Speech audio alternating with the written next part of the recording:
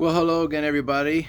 Your favorite Defender home enthusiast, Ozzy here, with a little update with regards to buying and installing the Gwyn Lewis front of rear. Let's see, am I saying this right? Front of rear wheel mud shields for either the square tub or the stepped tub, the later Puma ones. If you've done the YRM conversion, the rear tub conversion, this will still fit. It will still fit just like it would if you had an original Puma tub. I did the YRM conversion, which you can see in some of my other videos on the channel. And here we have the GL1020, the GL1020 front of rear wheel mud shields, stepped rear tub.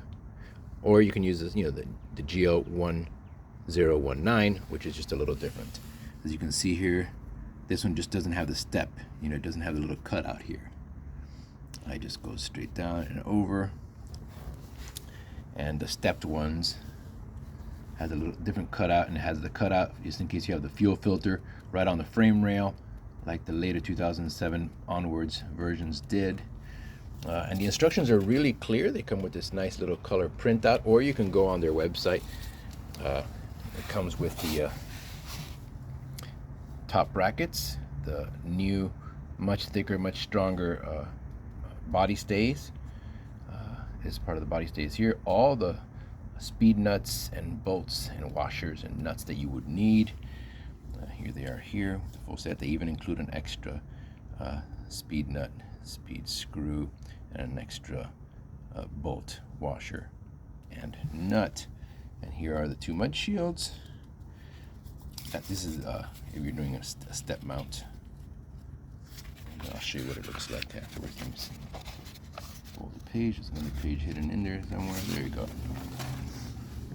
If you're gonna hear, it says if you're gonna do a TD5 or a Puma that has that fuel filter right on the frame line, you can use a hacksaw and just cut it out. It's already kind of marked and scored behind it. Only one of them is, and both of these, like you can tell here, both of these are exactly the same, except one of them has the little marking for you to be able to cut out the spacing needed for you to go around your fuel filter that's on the rail on the later ones. So be very sure that the one you're putting on the right side of the vehicle is the one that has this cutout scored on there, because if not, you'll be putting it like the other way and you'll be able to see the score line, and that's not cool. It comes with a protective coating on there, kind of like, because it's acrylic, and you can just peel that coating off.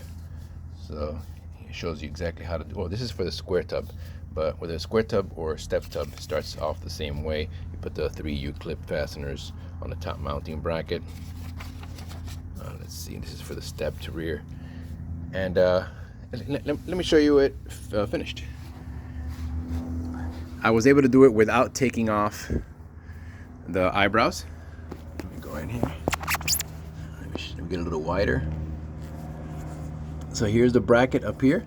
Now I presented it up here, and if you look at it this way, once your YRM under plate is installed, you'll notice that one of your seat hinge brackets for the forward facing lock and fold seats above is right here, and it's literally lined up with this.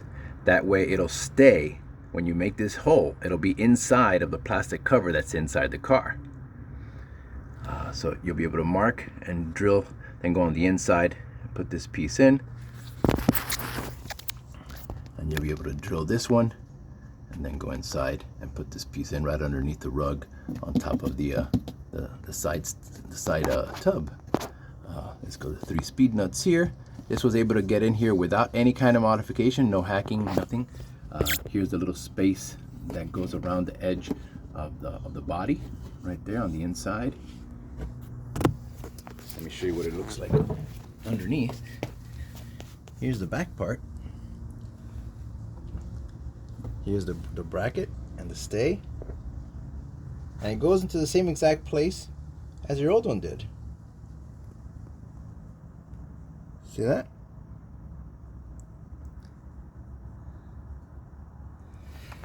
And then you end up with a really nice protector that keeps all the mud from going onto the outrigger in the front and getting, in my case, the fuel filler is right here. So it keeps mud from caking all over that pipe and the breather valve and all that stuff. So it protects all this from just getting caked with mud.